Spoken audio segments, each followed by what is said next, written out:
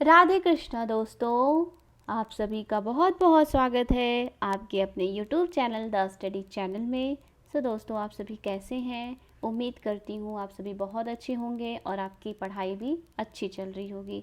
Guys, आपकी पढ़ाई में और भी चार चांद लगाने के लिए मैं ये वीडियो लेकर आई हूँ, जिससे आप पढ़ाई के साथ साथ अपना प्रैक्टिस भी कर सकते हैं। तो आपको, जैसा कि अगर आप मेरा देखते हैं वीडियो, तो आपको पता होगा कि ये भारतीय अर्थव्यवस्था का पार्ट 3 है। पार्ट 1 पार्ट 2 मैंने कराया है। अगर आपने नहीं देखा है तो आप उसको देख लीजिए। द स्टडी चैनल पे जाइए, वहाँ पे आपको और भी वीडियोस मिलेंगे आपके प्रैक्टिस के लिए, जैसे कि भारतीय इतिहास, विश्व का भूगोल, भारत का भूगोल।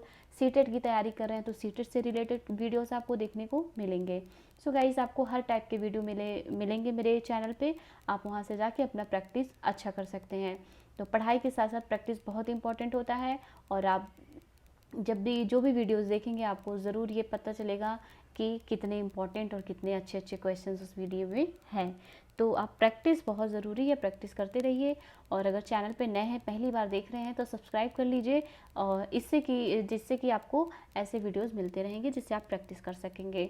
चैनल, मेरा वीडियो कैसा लगता है और कहाँ से देख रहे हो, ये सारी चीज़ें आप कमेंट बॉक्स में ज़रूर बताया करिए, मुझे अच्छा लगेगा।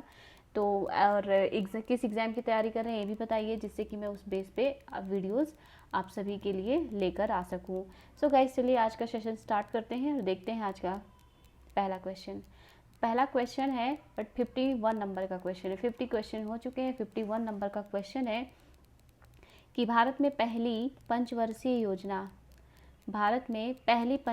योजना कब शुरू की गई? भारत में पहली पंचवर्षीय योजना कब शुरू की गई?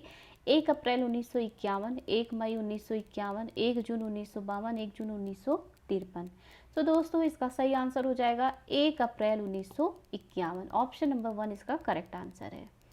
अगला प्रश्न है कि राष्ट्रीय विकास परिषद का गठन कब किया गया? आप सभी इसका आंसर दीजिए कि राष्ट्रीय विकास परिषद का गठन कब किया गया? वर्ष 1947 में, वर्ष 1949, वर्ष 1950, वर्ष 1952। गाइस, आपको ऐसे ही सारे क्वेश्चंस आपको इम्पोर्टेंट ही दिखेंगे। जितने भी क्वेश्चन मैं लेकर आती हूँ सब इम्पोर्टेंट ही होते हैं, तो स्किप बिल्कुल ना करिए, एंड तक ज़रूर देखिए। तो इसका आंसर क्या हो जाएगा? इसका आंसर हो जाएगा दोस्तों वर्ष 1952 में। राष्ट्रीय विकास परिषद का गठन वर्ष 1952 में किया गया था। नेक्स्ट है कि भारत में योजना अवकाश प्लानिंग हॉलीडे कब था?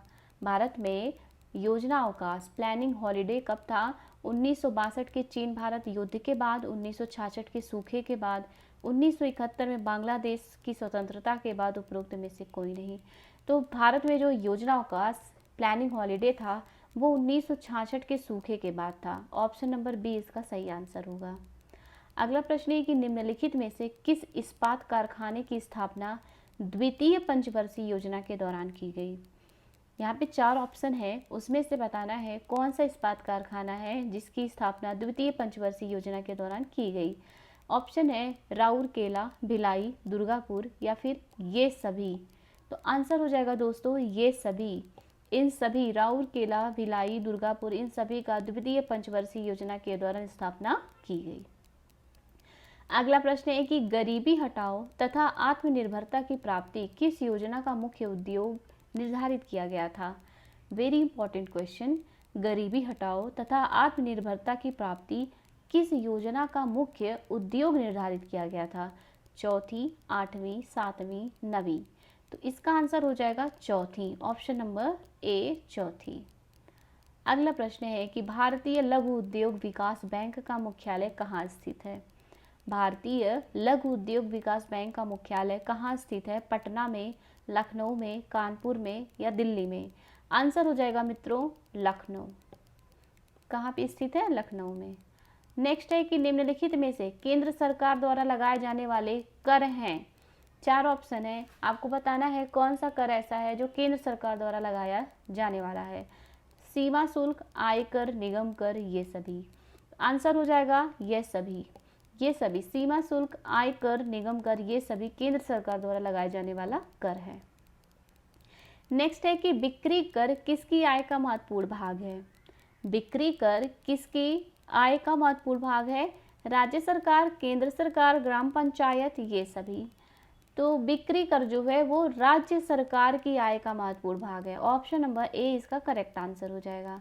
नेक्स्ट है कि भारत का अधिकतम कर आय प्राप्त होती है। भारत को अधिकतम कर आय कहाँ से प्राप्त होती है? निगम कर से, उत्पाद शुल्क से, आयात शुल्क से या निर्यात शुल्क से? आंसर होगा इसका निगम कर से। भारत को अधिकतम कर आय निगम कर से प्राप्त होती है। नेक्स्ट है कि राजा चेलैया समिति का संबंध है। Very important question. Raja Chelliah समिति का संबंध किससे है? भुगतान संतुलन से, बीमा के निजीकरण से, कर सुधारों से, उपरोक्त में से कोई नहीं। तो राजा चेलैया समिति का संबंध है कर सुधारों से। ऑप्शन नंबर सी इसका करेक्ट आंसर होगा। कर सुधारों से राजा चेलैया समिति का संबंध है।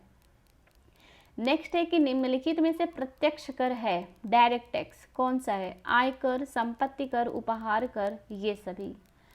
तो इसका आंसर हो जाएगा ये सभी जो है डायरेक्ट टैक्स हैं, प्रत्यक्ष कर हैं। नेक्स्ट है कि भारत में सरकारी तौर पर आर्थिक सर्वेक्षण कौन प्रकाशित करता है? सरकारी तौर पर भारत में आर्थिक सर्वेक्षण कौन प्रकाशित करता है? वित्त मंत्रालय, वित्त आयोग, वाणिज्य मंत्रालय, योजना आयोग, स्वतंत्रता प्राप्ति के बाद विकास के लिए मिश्रित। आंसर हो जाएगा इसका वित्त मंत्रालय। ऑप्शन नंबर ए वित्त मंत्रालय। नेक्स्ट है वैट किस प्रकार का कर है? तो वैट जो है वो प्रत्यक्ष कर है, डायरेक्ट टैक्स प्रत्यक्ष कर है। नेक्स्ट है कि भारत में वैट कब से लागू हुआ? इंपॉर्टेंट क्वेश्चन है। भारत में वैट कब से लागू हुआ?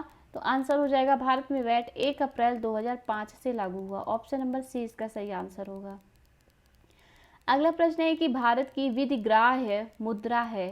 विधिग्राह्य मुद्रा क्या है? भारत की विधिग्राह्य मुद्रा यूरो है, डॉलर है, रुपया है, पाउंड स्टर्लिंग है। आई थिंक इसका आंसर आप सभी जानते हैं, तो आप सभी ही इसका आंसर दीजिए कमेंट बॉक्स में। इसका आंसर आप सभी देंगे। देखते हैं कौन कौन लोग हैं जो आंसर देते हैं। अगला प्रश्न देखते हैं। अगला प्रश्न है कि सरकार द्वारा पुरानी मुद्रा को समाप्त कर नई मुद्रा चलाना कहलाता है।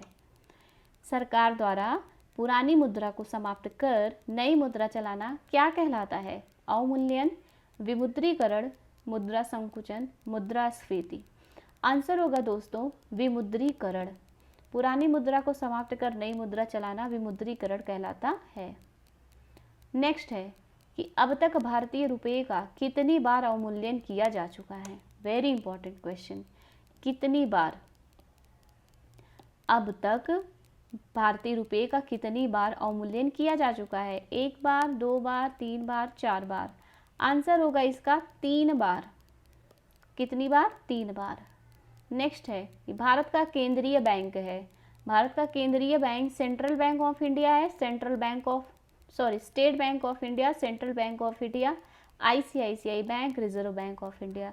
तो भारत का केंद्रीय बैंक है Reserve Bank of India. Option number D. Next है कि भारतीय रिजर्व बैंक की स्थापना कब की गई थी? भारतीय रिजर्व बैंक की स्थापना कब की गई थी? आंसर होगा इसका 1 अप्रैल 1935। कब की गई थी? 1 अप्रैल 1935।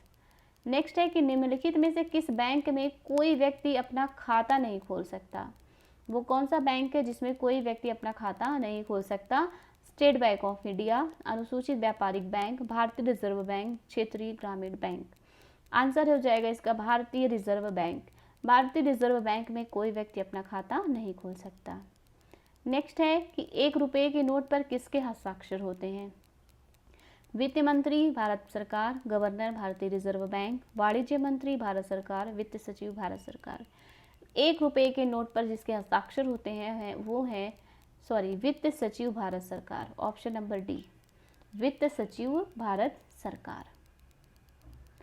अगला प्रश्न है कि भारतीयों द्वारा सीमित देयताओं वाला संचालित पहला बैंक था। कौन सा बैंक था पहला? आंसर हो जाएगा इसका Awadh commercial bank. Option number A Awadh commercial bank. अगला प्रश्न है कि भारतीय जीवन बीमा निगम की स्थापना किस वर्ष की गई थी? ये भी क्वेश्चन इंपॉर्टेंट है क्योंकि पूछा जाता है ये। तो भारतीय जीवन बीमा निगम की स्थापना कब की गई थी? 1954, 1955, 1956, 1957। आंसर हो जाएगा 1956 में। भारतीय जीवन बीमा निगम की स्थापना 1956 में की गई थी। नेक्स्ट है कि नरसिंघम समिति संबंधित है, इम्पॉर्टेंट क्वेश्चन। नरसिंघम समिति संबंधित है उच्च शिक्षा सुधार से, कर सुधारों से, बीमा सुधारों से, बैंकिंग संरचना सुधारों से। आंसर होगा बैंकिंग संरचना सुधारों से, ऑप्शन नंबर डी। नरसिंघम समिति बैंकिंग संरचना सुधारों से है। अगला प्रश्न है और आज का लास्ट क्वेश्चन है कि निम्नलिखित में से कौन सी संख्या शेयर बाजारों पर नियंत्रण रखती है? Reserve Bank of India, SEBI, UTI, वित्त मंत्रालय। तो शेयर बाजारों पर नियंत्रण रखती है, आंसर होगा इसका SEBI, option number B, SEBI.